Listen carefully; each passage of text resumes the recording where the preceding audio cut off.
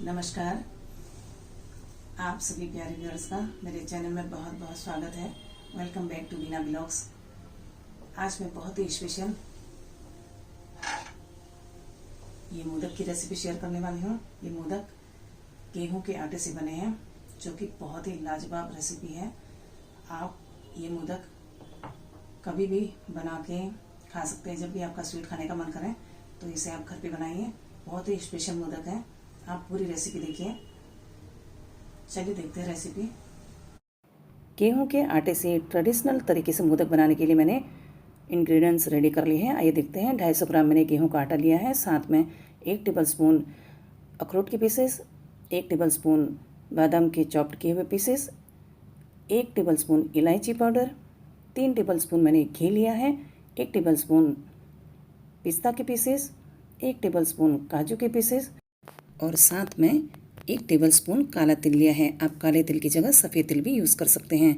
1 tablespoon खसखस लिया है, 1/4 टीस्पून सॉल्ट लिया है, 1 टेबलस्पून किशमिश लिए हैं और साथ में मैंने 1 बाउल कच्चा कोकोनट ग्रेट किया हुआ लिया है। साथ में 1 बाउल गुड़ लिया है, जो कि बारीक तोड़ लिया है और उसी के साथ 250 ग्राम गर्म किया हुआ गुनगुना मिल्क लिया है।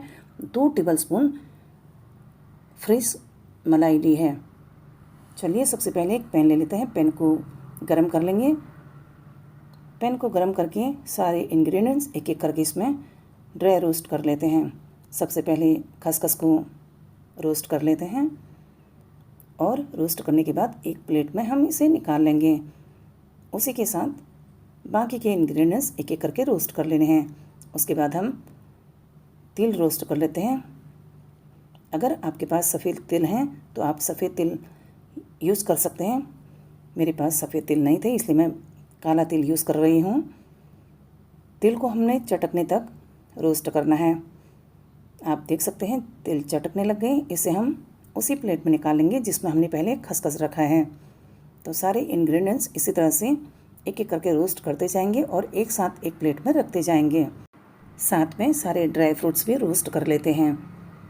रोस्ट करने से ड्राई फ्रूट्स या फिर जो भी इंग्रेडिएंट्स हम यूज़ कर रहे हैं उसमें जो नमी रहती है वो निकल जाती है और जो भी हम डिश बनाते हैं उसका टेस्ट और भी ज़्यादा बेहतर हो जाता है।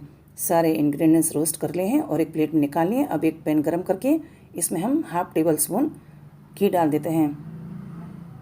घी को अच्छी तरह से गर्म कर लेंगे। घी गर्म हो गया है, इसमें हम गुड़ डाल देते हैं।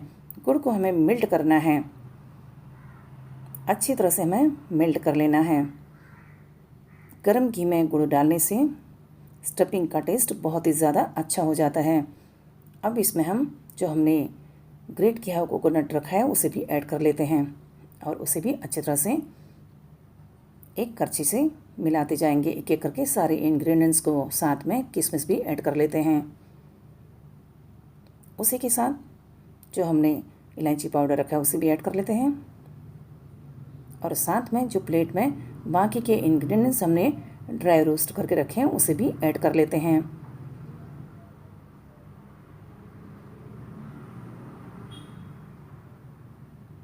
और करछी के सहारे सारे इंग्रेडिएंट्स को अच्छी तरह से मिक्स कर लेंगे। इस प्रोसेस से अगर हम स्टफिंग तैयार करते हैं तो मोदक का टेस्ट बहुत ही ज़्यादा टेस्टी और बहुत ज़्यादा अच्छा हो जाता है।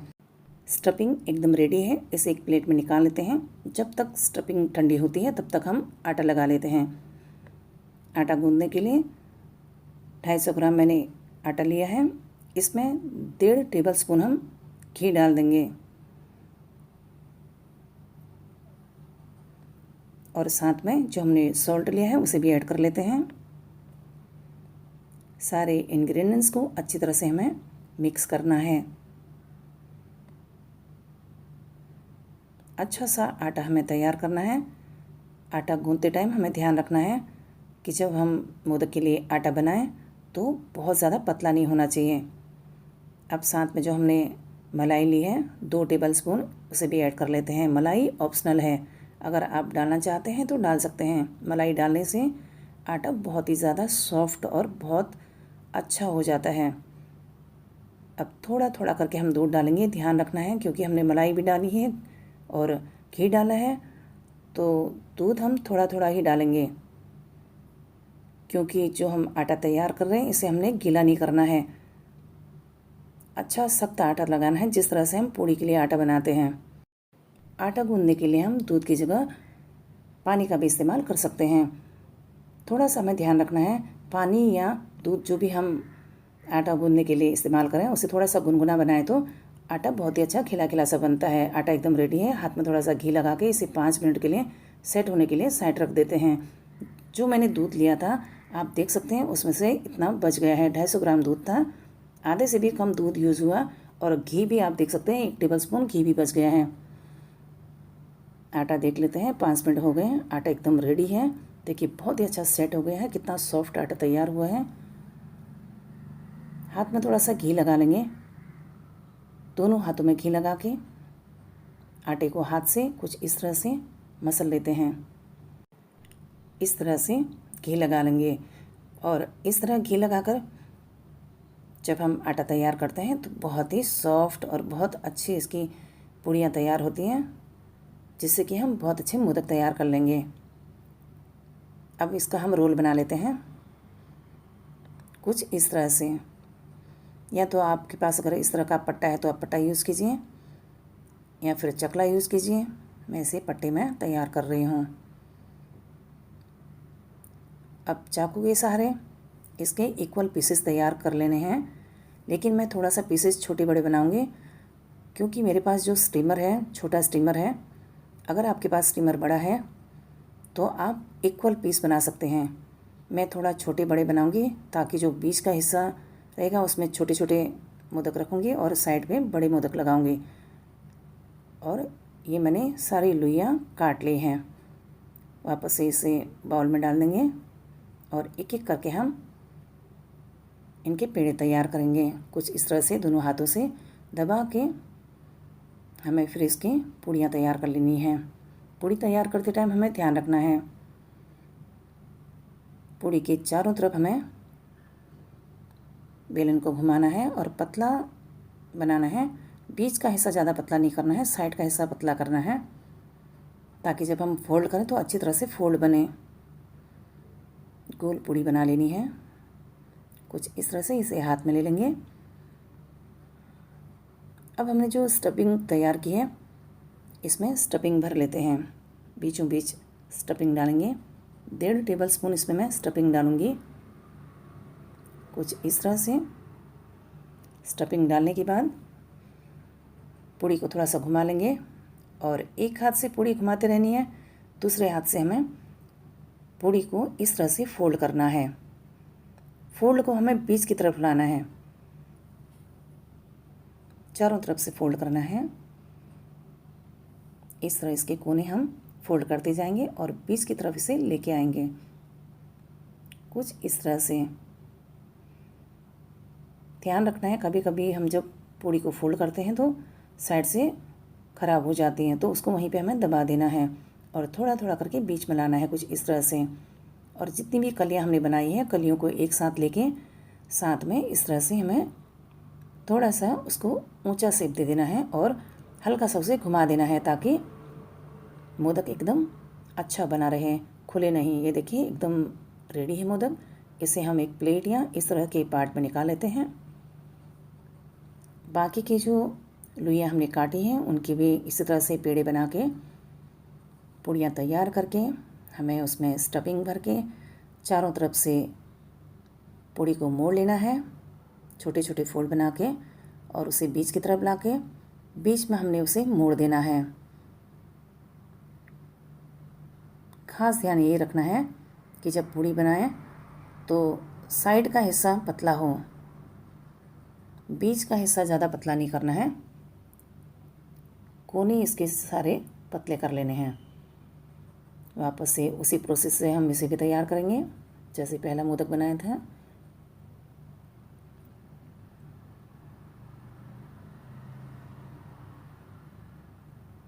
गणपति जब आई थी पहले दिन, चतुर्थी के दिन भी मैंने मोदक की रेसिपी शेयर की थी। मैंने सोचा आज विसर्जन है तो भगवान गणेश को आज भी हम भोग लगाएंगे मोदक का, इसीलिए मैंने ये ट्रेडिशनल तरीके से मोदक तैयार किए हैं। ये रेसिपी ऐसी है, आप कभी भी इसे बना के खा सकते हैं। इस तरह से चारों तरफ हम इसे फोल्ड करेंगे। एक एक एक एक कली को हाथ में इस तरह से साथ मिला के हमें मोड़ देना है। थोड़ा सा हल्का सा इस तरह ऊंचा शेप देके घुमा के थोड़ा सा मोड़ देना है। ये देखिए बहुत ही अच्छा मोदक तैयार हो गया है। सारे मोदक इसी तरह से हमें बना लेने हैं।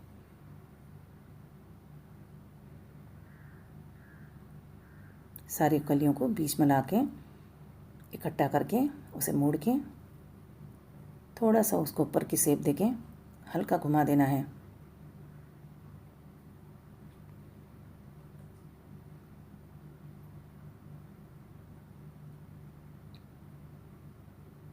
भगवान गणेश के प्रिय मोदक एकदम रेडी हैं। देखिए जो मैंने स्टफिंग तैयार की थी उसमें टोटल 12 मोदक तैयार हुए हैं।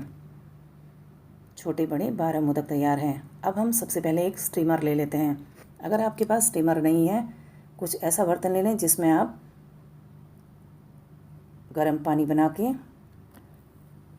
मोदक को स्टीम कर पाएँ। 1.5 कप मैंने पानी रख दिया है, इसे गर्म कर लेते हैं। जब तक पानी गर्म होता है हम जाली लेते हैं। जाली में अच्छी तरह से हमें घी लगाना है। एक ब्रश या फिर हाथ से जाली में घी लगा लेना है। घी लगाने से जब हम मोदक निकालेंगे स्टीम होने के बाद तो अच्छी तरह से मोदक निकल जाएंगे। ये देखिए सारे मोदक मैंने जाली में लगा दिए हैं। पानी देख लेते हैं। पानी देखिए गर्म हो गया है। अब हम जाली को स्टीमर के ऊपर रख के ढक्कन लगा के 15 मिनट के लिए इसे स्टीम होने के लिए रख देते हैं। 15 मिनट के बाद हम इसे निकाल के चेक करेंगे। 15 मिनट हो गए हैं। ये देखिए मोदक एकदम रेडी हैं। कितनी अच्छी शाइनिंग आ गई है मोदक में, एकदम चमकदार मोदक रेडी हैं। जाली को एक प्लेट में निकाल लेते हैं।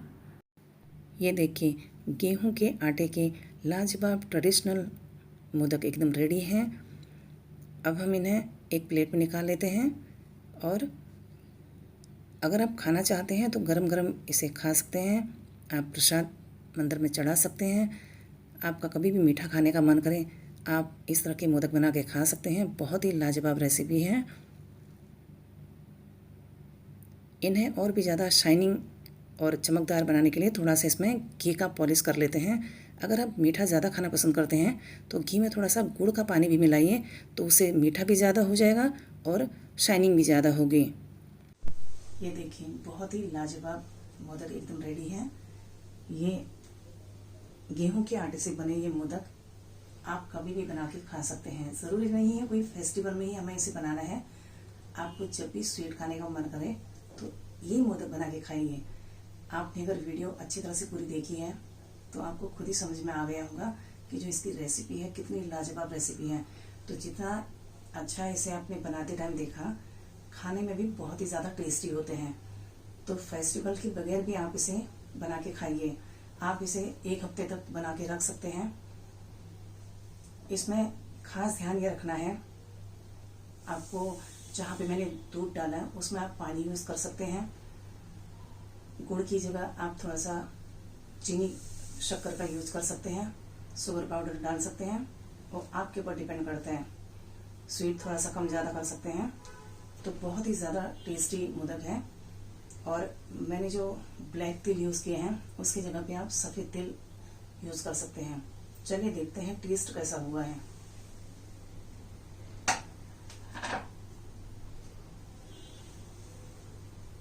ये आप देख सकते हैं बहुत ही सॉफ्ट और लाजवाब मोदक एकदम रेडी है। आप कभी भी इसे बना के खा सकते हैं स्वीट के लिए। बहुत ही टेस्टफुल मोदक है। चलिए चेक करते हैं। पहले आप लोग खाइए। बहुत टेस्टी है।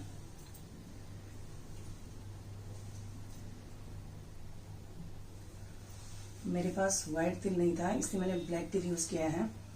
तो ज़्यादातर हो सके तो आप वाइट तिल यूज़ कीजिए, उससे और ज़्यादा टेस्ट फ्लेवर आएगा। आई होप कि आप लोगों को मेरी रेसिपी अच्छी लगे। अगर आपको मेरी रेसिपी अच्छी लगी हो तो मेरी वीडियो को लाइक कर दीजिए, चैनल को सब्सक्राइब कीजिए, बगल में नोटिफिकेशन बेल है उसे भी ऑन कर दीजिए ताकि मेरी आने वाली हर नई रेसिपी आप लोग को ज़रूर मिले। अगर आपको कोई सुझाव मेरे लिए है, आपको लगता है कि मैं कुछ अच्छी तरह से वीडियो नहीं शेयर कर पा रही हूँ, अच्छा वीडियो शूट नहीं कर पा रही हूँ, तो प्लीज़ मुझे अपना फीडबैक ज़रूर दीजिए। चलिए मिलते हैं फिर एक नई अपलोड के साथ में। तब तक के लिए आप लोग अपना बहुत ख्याल रखिए। नमस्कार।